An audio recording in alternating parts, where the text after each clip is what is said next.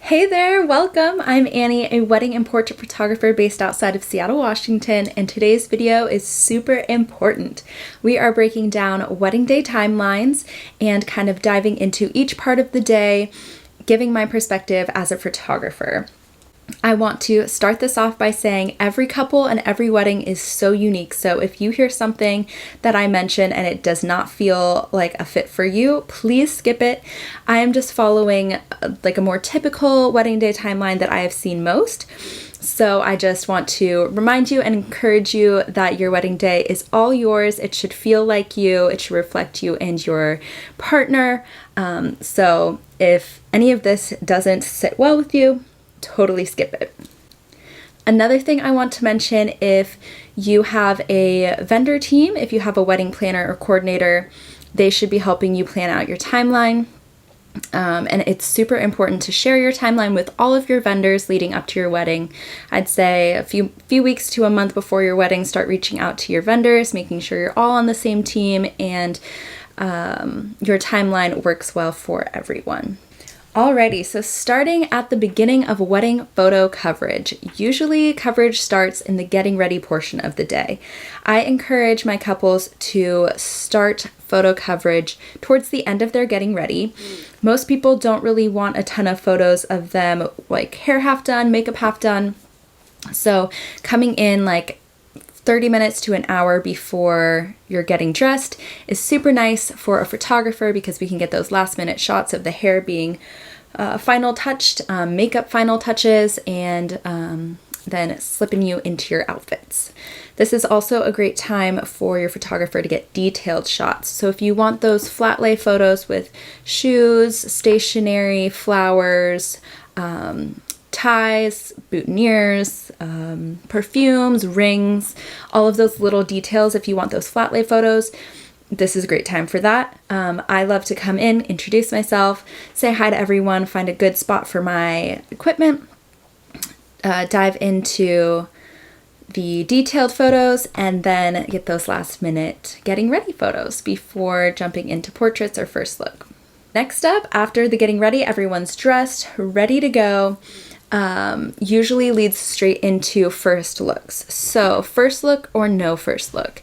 This is total personal preference. I've noticed a lot of people are choosing to go with the first look route. This allows for a lot more time with your guests during cocktail hour and the reception. You don't have to take time away after the ceremony to go take photos with your new spouse or family's wedding party. So a lot of people have chosen to do a first look. They can see each other and then get all of those group photos done out of the way before the ceremony even starts. So again, there's no right or wrong here, but that's just a reason why people choose to do a first look. So if you do decide to do a first look, we will go straight to that. You can have a sweet little moment, just the two of you, and then we transition into wedding party or family photos. I like to get both sides of the wedding party done individually and then all together. So we have all the combos of all the groupings from wedding party. And then for family photos, it is super duper important to give your photographer a shot list of all the family groupings or friend groupings, whoever you want specific photos with. Get that list done and sent to them before your wedding day. I send out a questionnaire 2 weeks to a month prior to your wedding to collect all the last minute details, location, addresses, phone numbers, all of that I will need for your wedding day. And that includes a group photo shot list. So this includes every combo of group photos that you want. So I'll have it on my phone and I will just read out names super simply. As long as everyone's in the same location, we can get through those family photos as quickly as possible. Making it super duper easy to get all the combos that you want. If you aren't sure where to start when it comes to family photos and all of your group photo lists, talk to your photographer. They should be more than happy to help you put together a list. Consult your family members, parents sometimes can have thoughts or opinions on what groupings they want. If you're open to their suggestions, of course. And I also like to mention portraits can take an hour-ish, give or take. So leaving an hour at least, max even 2 hours for the first look to end of all group photos is super nice to have that buffer room, giving you extra time just in case if getting ready runs late or you need extra time to touch up before the ceremony. Okay, so portraits are wrapped up if you decided to do a first look. If you are saving your first look for the aisle, we can do all of the group photos after the ceremony, before the reception. But if you did do a first look, your portraits are all done. Now, saving about 30 minutes in between portraits and start of the ceremony, I think is so important. It gives you a chance to just kind of sit, relax, take it all in, touch up makeup, make sure vows, rings are delivered to who they need to be delivered to. Everything is set, ready to roll for the ceremony.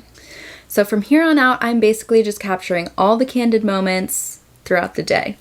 If I have a second shooter with me, one of us will be up front as everyone's walking down the aisle, and the other will be at the back, getting people coming in and down the aisle.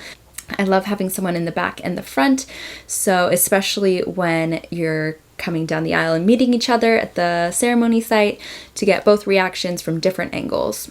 Having a second shooter can add so much more variety to your gallery, ensuring you get multiple angles of these once-in-a-lifetime moments. So your ceremony is going off without a hitch, everything's going beautifully, ceremony's over, you're coming back down the aisle. If there's two photographers, I'll follow you out. Second shooter will stay, get everyone else coming out of the ceremony site, maybe trickling into cocktail hour. I'll follow you. This is a great time to sign your marriage license. Take a moment as newlyweds, get a little bite to eat, and just soak up the moment before heading into cocktail hour reception. Alrighty, so cocktail hour's wrapping up. This is when you will be announced as newlyweds into the reception. So some couples love to do their first dance right away, straight into after being announced. Others will save that for after dinner. Sometimes toasts take place before dinner.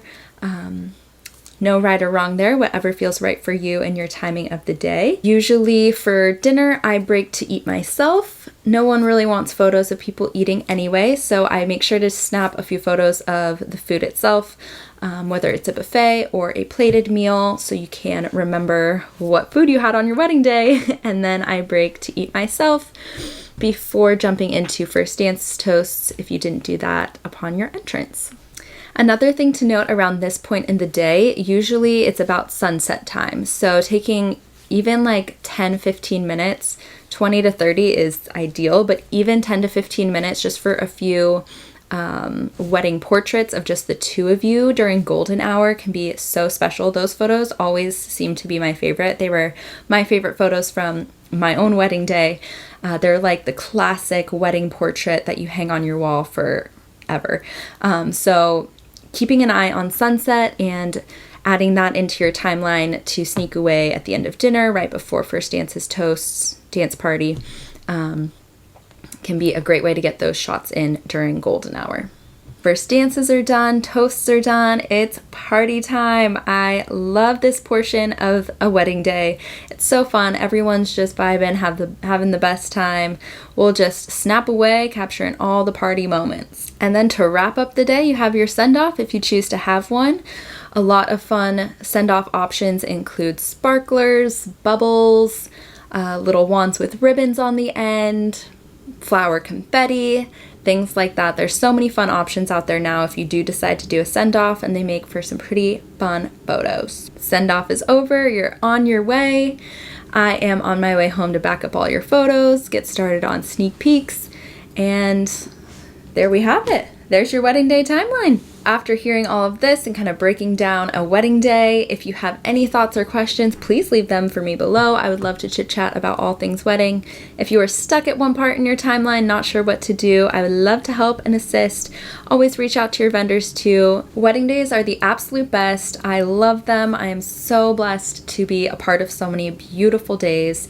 If you are looking for a wedding photographer for your wedding day, please reach out. I would love to chit chat about your plans and see if I'd be a good fit for you in your day, you can find me at AnnieRitter-Jones.com. I'll have my contact form linked down below.